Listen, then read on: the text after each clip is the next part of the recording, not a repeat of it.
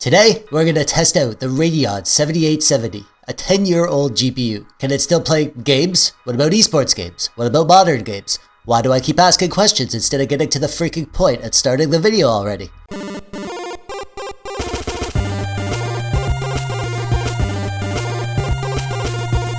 Hello, I'm TechDweeb, welcome. Thanks for clicking on the video. This GPU was sent to me by a subscriber, actually. He sent me a whole whack of GPUs. Why did he do that? Because he's awesome, that's why. Awesomer than you. What did you send me? Nothing. And also, he had too many GPUs. I think this guy's worldly possessions are like over 50% PC parts by weight, including his family. If you want to see the video where I unbox all this stuff that he sent me, then feel free to check that out, linked in the description below. After that video, I did a community poll to ask which of the GPUs that he sent me should I make a video about first, and this HD 7870 won by a huge margin. I was kind of hoping the GT 730 would win. I'm excited to test that GPU for some dumb reason. Well, ask and you shall receive. You want the HD 7870? You'll get the HD 7070, damn it! I have no shame. I will literally give you whatever you want in exchange for your views. Except a face reveal. I'll give you that on my deathbed. So, Get subscribed so you don't miss that, I guess. I've showed quite a few GPUs off on my channel before, but unlike most of those that I pick up on Marketplace or eBay or AliExpress, what's cool about this is that we have the original packaging, straight out of 2012. I don't often get a chance to see the original box when I test old GPUs, so this was actually kind of cool to get the real unboxing experience, and I just like these old school GPU boxes. Something to look at when you're in the store or in the car ride on the way home. Something to get you excited about your new GPU. This is the Asus DirectCu 2 model of the card, or DirectCu 2. I don't know how you're supposed to say it. I always like the Asus GPUs from this generation. They look like real machines, you know? I love how they don't bother hiding those heat pipes. They just let them hang out there, flapping in the breeze without a care in the world. These were on the higher end of the consumer level product stack in the GPU generation that it was released. This was AMD's second highest offering back in 2012, only outperformed by the HD 7970. This was meant to compete with NVIDIA's 600 series, equivalent to something like a GTX 670. I had a GTX 660 back then, which I bought to play Mass Effect 3, and Far Cry 3, and Borderlands 2. Oh man, I miss that era of gaming. I've always been a bit of an NVIDIA fanboy, but I'm not now. I'm kind of regretting my narrow-minded ways in the past, because AMD's GPUs from this period were really solid values. As they are today, actually. The HD 7870 has 1280 cores running at 1000 MHz, 2 GB of GDDR5 VRAM clocked at 1200 MHz, with a 256-bit memory bus. I mean, on paper it sounds like a freaking beast, but stats can be deceiving, especially on legacy hardware. So what can it do in 2022? This 10-year-old GPU, can it still game? Why do I keep asking questions to myself? Is it to create a sense of dialogue? Is it working? Yeah, it is. I mean, it does support DX12, but only feature set 11.1, so there will be games that this GPU straight up can't launch. Not to mention that there may or may not be substantial driver issues. Let's talk about that right now, actually. The Radeon HD 7870 has officially been sent out to sea by AMD. Aw, poor little guy. It is no longer getting driver updates. Now, I do know about the custom community drivers, the Nibez drivers. How do you say that? Nibez, Nimsy. I always said Nibez, but I guess that's wrong. My boy Iceberg Tech did a video that sold me on these drivers, and he pronounces it Nibez, and that guy actually knows what he's talking about, so I think I'll go with that. I'll link to his video below if you want to check that out. I do plan on making my own video specifically about the Nibez drivers, but I'm not going to use them right now for two reasons. The first is that it's a little bit complicated to install them. Not crazy hacker stuff, but it's more than just downloading and running the installer. So it's more fair to set reasonable expectations of the performance someone will get on this GPU without needing to tinker too much. The second reason is that I want to make a separate video about the Nibez drivers, and this video here is going to be the before data. Whatever FPS and 1% lows that we get will be compared against the Nibez drivers, but not right here, today. That'll be the future video that I'll make very soon, so get subscribed so you don't miss that. Okay, that's enough blabbing on. Let's get into some tests, shall we? I'm running this in the budget gaming PC that I built in a recent video with an i5-10400, 16 GB of RAM running at 3200 MHz, and the GPU is well, I mean, you know what it is. It's a Radeon HD 7870, obviously. Okay, let's play some games. I decided to go for a mild overclock for my tests today, actually. I just bumped it up 100 megahertz on the core clock and 400 megahertz on the memory clock, which did stay stable through my testing, except I got one crash in Red Dead 2. Not sure if that's related to the overclock or not, so as always, your mileage may vary. Starting off, as always, with Shadow of the Tomb Raider. We're running at 1080p with a custom settings mix, mostly medium and low settings, and we got a very respectable 39 FPS average, and decent 1% lows too. 32 FPS, 1% lows. And I always say this, but this is a controller game. And on games like this, I think 40-ish FPS is totally fine. It's a game that lends itself to playing on a TV with a controller, sitting on your couch beside your wife who you used to love, but now she feels like more of a stranger with each passing day. What happened to the sweet girl who used to write you little notes and make you hot cocoa after dinner? Now it's all car payments and whose turn it is to do the dishes, and you both work so much that it feels like you're just ships passing in the night. Well, I can't help you with that. This is TechDweeb. This isn't a marriage counseling channel. That's my other channel, Relationship Dweeb.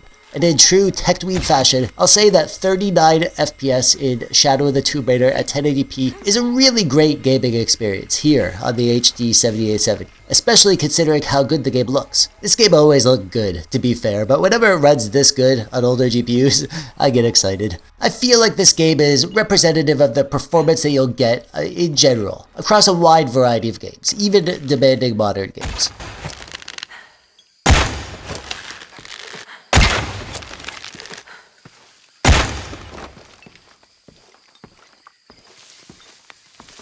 Time for some CSGO. I was playing this game on a 165 Hz 1080p monitor, so I was really curious to see if I could get a high refresh rate experience with the 7870. Can you use this GPU for high refresh rates esports titles? Well, heck yeah you can. I'm running at 1080p with the lowest settings, and I was in a bot match here, but I got 163 FPS average by the end of my benchmark match. Now, if you see the CPU usage in the overlay, you'll see that we aren't nearly maxed out. So even in CSGO, on the lowest settings, this GPU still has a bottleneck. So, I mean, it's not ideal, especially if you're looking to play super high refresh rate games, something like 240 Hz, then you're not gonna get that on this GPU. And the 1% lows aren't amazing, but that might be because of the CPU here. This is an i5-10400, which isn't a top tier CPU, after all. Still, it wouldn't make sense to pair a 7870 with a top tier CPU anyways. But does it work? Does it get the job done? Can you play at high-ish refresh rates on a HD 7870 and be competitive?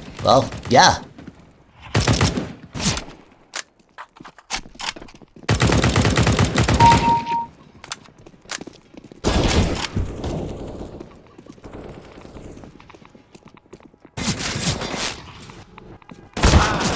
On to Red Dead Redemption 2. This freaking game. I love it to death, but I also hate its guts. The game itself is amazing. It looks great, the story's great, the gameplay's great. One of my favorite games, as you've heard me say many times. But it is so freaking obnoxious because it doesn't want you to adjust the settings if it decides that your GPU doesn't have enough VRAM. No other game does this. Other games will just let you run at whatever settings you want, and if you get bad performance, then that's your own stupid fault. Red Dead literally won't let you adjust the settings. You're forced to do it through the config files. On these 2GB GPUs, it defaults to 720p with low textures, and I can usually get it running good at 1080p with high textures on 2GB GPUs, but not this time though. I couldn't get it to launch with anything less than the low textures, no matter what I tried. And 720p. Honestly, I wrestled with this for like 30 minutes, and I'm done. This is as good as we're gonna get today, so let's try not to be grumpy and see what it's like. And, well, it's 720p with the low textures, but it's playing. It's playing fine. We got 34 FPS average by the end of my little test run. And as I was playing, I wasn't feeling angsty about the 720p or the low textures. I still felt like it looked good and was fun to play. And at many points, I actually felt that it looked great. Like right here, riding through the fields with a bison. Doesn't this look great? I mean, not ideal, not how I'd prefer to play, but you can play like this. You can own a 7870 and play Red Dead 2. I bet there are lots of HD 7870 owners out there who played through this game and had a blast. This GPU is barely enough, but it is enough. In this game. And there's that crash I mentioned. Fun stuff. One more time, boy.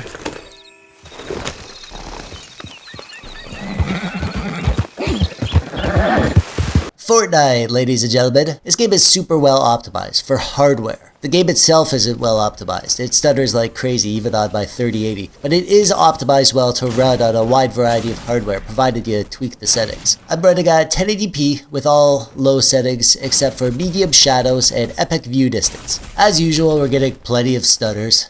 God, this game is such a mess. Every single time I play, just a stutter fest for the first match. We're talking 5 FPS 1% lows, which is pretty standard whenever you fire this game up for the first time after an update. Usually, it's super stuttery for the first bit, and then my second match got super laggy, like unplayably laggy. To be fair, the lag isn't Fortnite's fault. That's just my crappy rural internet on a Sunday night, to be honest. Oh, whatever. At least we got our benchmark. In my second match, I got an average of 56 FPS with 41 FPS 1% lows, which isn't bad, to be honest. The CPU usage stayed under 25%, and this is a more CPU intensive game, so that means that the HD 7870 is definitely holding us back quite a bit, but we're close to 60 FPS, and I was in a particularly intensive area of the map, actually. This was pretty much the most uneventful match of Fortnite I've ever played. I didn't see anyone the entire game, and then when I finally got in a fight, my internet lag made it impossible to do anything and I died in like 4 seconds. Oh, whatever. I'm not here to wow you with my Fortnite skills. I'm here to give you FPS data and colorful commentary.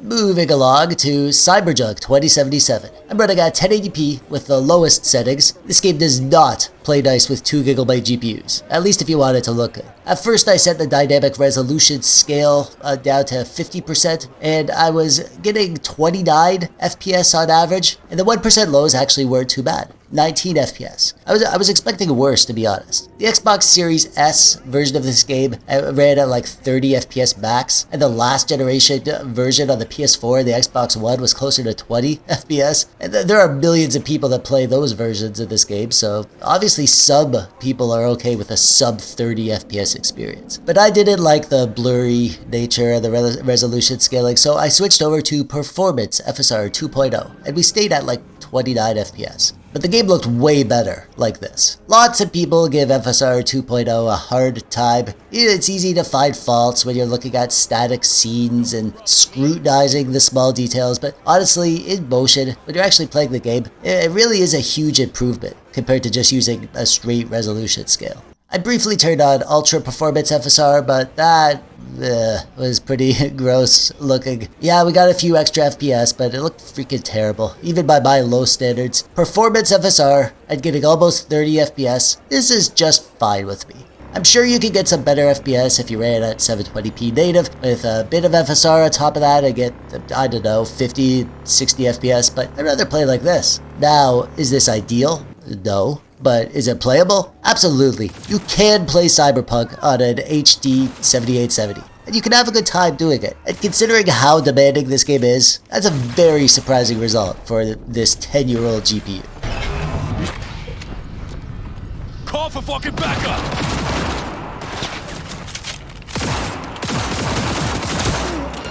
The Witcher 3 is probably the most GPU-intensive game on our list. I'm running at 1080p with the medium settings, and I got an average of 46 FPS, with very respectable 1% lows of 36 FPS on average. And as you can see, the game is barely tickling the CPU with around 10% CPU usage. If you want a 60 FPS experience, you can lower the settings to low. I do that on lower-end GPUs, and the game still looks great, even at these low settings. But I consider this a controller game, and 45-ish FPS is what I'd aim for, just to squeeze out some extra visual fidelity during those long rides through the countryside, or when you stop to appreciate the details in the villages and stuff. Oh, did you hear? This game, Witcher 3, is getting a free next-gen update in December. They're doing this for the consoles, but they're also releasing it for the PC at the same time. They're doing a visual overhaul, meaning more effects and ray tracing support. They're including several mods, adding new content. I'm going through my New Game Plus playthrough of the game, and now I'm gonna wait for that update before I continue.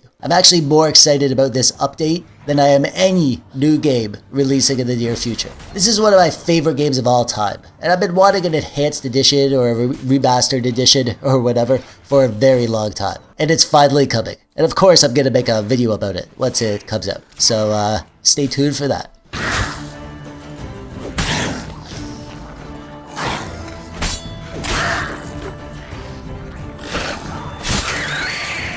And of course, it wouldn't be a TechDweeb GPU video without some good old Doom.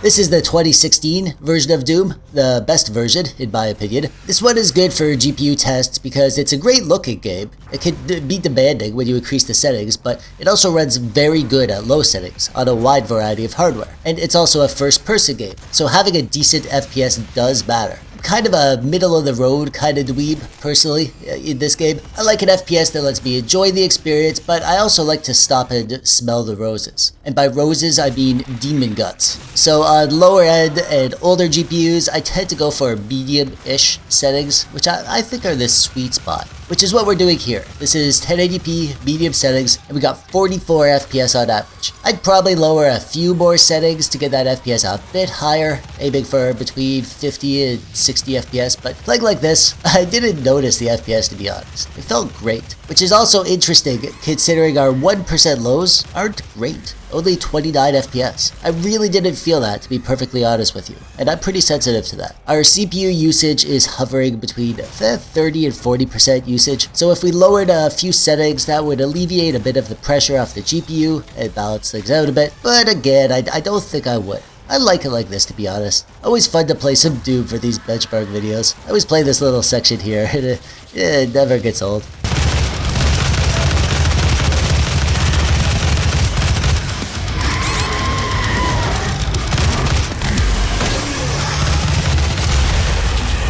I know lots of people like to know how Valorant runs. It's a very popular game, but it's also a good game to benchmark because it represents the sort of game that is meant to run on the widest variety of hardware possible. It's also one of those games that's like the epitome of an esports game. I guess like this or Dota 2 would be like the main games you think about when you think about an esports game. Heck, you can run this on even very old CPUs with integrated graphics. I suspect that's one of the reasons for this game's success. It's a typical Counter-Strike style game, nothing special gameplay-wise, but the incredible performance and the catchy art style and the sound design set it apart from the 1001 other Counter-Strike clones out there. I wasn't able to get the MSI Afterburner overlay to work, though. Is that a thing? There's probably a way, but I couldn't figure it out in the few minutes I spent trying. I'll try to figure it out before the next time I test this game. If you have a fix for that, please let me know in the comments below. Anyways, I'm running at 1080p, low settings, and going by the FPS data at the top of the screen, I suspect I was getting about 350 FPS on average. And the 1% lows were great, judging by the on-screen frame time graph. I don't have the CPU usage data, but I suspect that at 350 FPS, our i5-10400 was probably working pretty hard. Not enough to hold us back, but maybe. This is obviously a rather unscientific test because I don't have the data. I mostly just tossed it in to show you the kind of FPS you could get in this game on the 7870, if you're thinking of picking one up to play this game. Fire's out. 5 kills remaining. Moving along to God of War. This is the most modern game tested in our test suite, I think. So let's see how our 7870 handles it. Now, this game requires DirectX 12, which this GPU does support, but it also requires feature set 11.1, which again, this GPU does support. Lots of older GPUs can't run this game. I've run into problems with this game on older GPUs in a few of my videos, but the HD 7870 can. It could run it well, actually. This was a fine experience. I was running at 1080p with the lowest settings. I made use of balanced FSR to give us an FPS boost, and I discovered that most of the weird visual artifacts that you get in this game with FSR 2.0, they can be minimized by turning down the FSR sharpening option. So the game looked really good. I didn't really notice the FSR effect, and it played great. I got 45 FPS on average with 25 FPS 1% lows, but it felt very smooth, very responsive. In these third-person action adventure games, I don't need 60 FPS. 45 FPS is the sweet spot. Heck, I can enjoy a game like this even at 30 FPS, as long as it's consistent. The game did drop down to 35 FPS during the scripted sequences and cutscenes, probably because those areas are loaded with extra visual eye candy. Speaking of which, even at the lowest settings, how freaking good does this game look? You are not missing out by much by running at the lowest settings here. Not at all.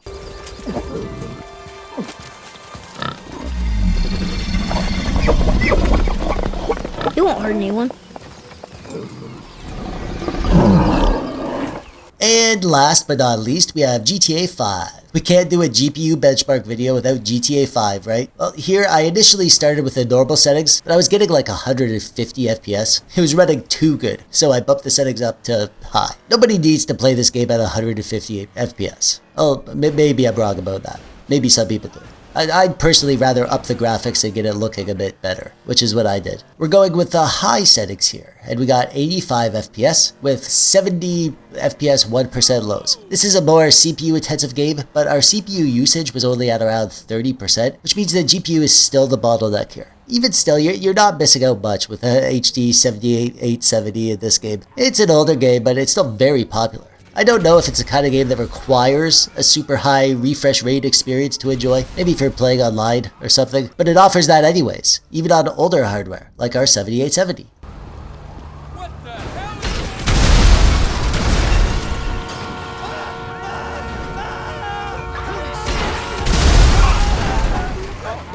Well, there you have it. The 7870 is still alive.